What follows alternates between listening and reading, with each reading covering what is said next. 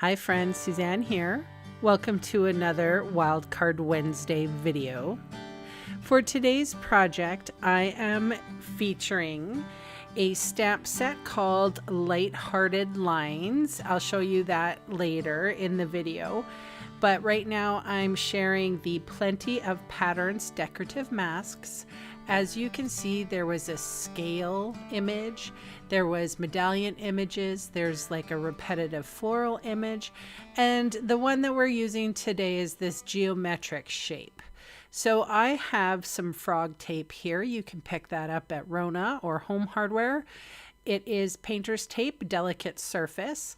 I have taped my basic white card to the stencil and then flipped it over. It's easier and it's going to stay more securely. Now I'm taking my Stampin' Up markers, and one color gets one triangle. I have used every color that I own. If you're curious about getting some markers yourselves, you can look on page 126 of the annual catalog, and the many marvelous markers are right there in the bottom left-hand page. I outlined in this stencil. So I initially wanted to do some blender brush work, but the openings here were too small and it would take too long, and I got other stuff to do. So I decided that I was going to use my markers to give outlines, and then I could have left it just with the markers themselves because that looked really cool. So I've already shared with you in a Monday video how to use the Plenty of Patterns decorative masks with the blending brushes. You could also use daubers if you wanted to, but today I'm just using markers, and look how cool that looks. That is a simple yet colorful card front. Okay, so I'm removing my delicate painter's tape off of my card. I'm putting my card on a absorbent surface. So this is the grid mat for the Stamparatus. And now I'm just going in with my Blends alcohol markers. And I colored quite a bit of, I colored some of the yellows the same. The neat thing is that the outline actually pops up against some of the colors.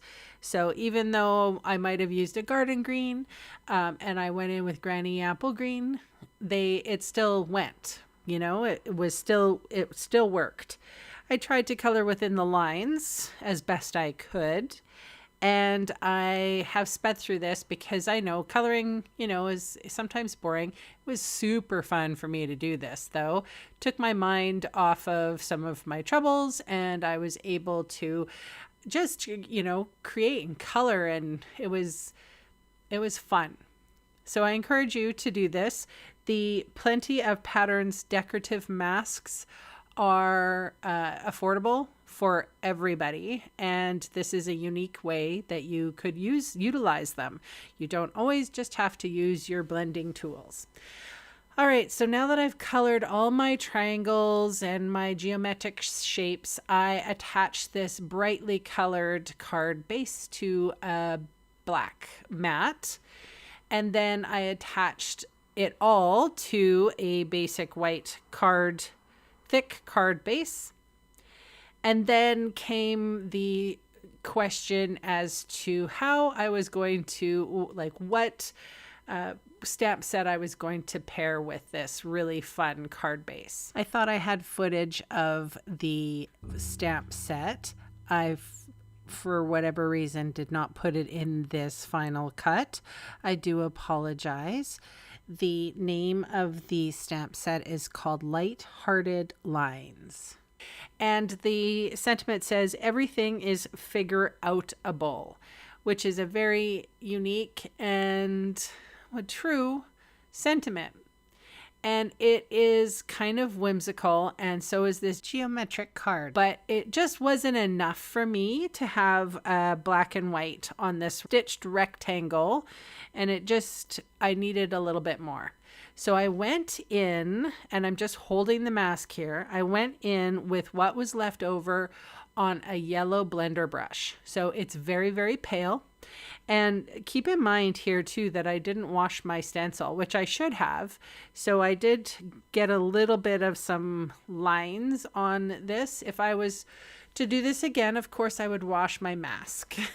So learn from my mistake. So I put the sentiment piece right in the middle, and I love that because it sort of gives a jumbled background, and then yet the sentiment says, hey, everything is figure outable. Then I went in to smooth out some of the yellow on the sentiment piece, and I colored it with Wink of Stella. Couldn't help myself. It really helped smooth out any little lines. You will see a couple of them in the stills where I picked up a little blue and a little bit of red. Like I said, learn from my mistakes again. You can see all the supplies I used today listed down below in the video's See More section or in the supplies section of my blog. The links will take you to my Canadian online store. Thanks for watching, and bye for now.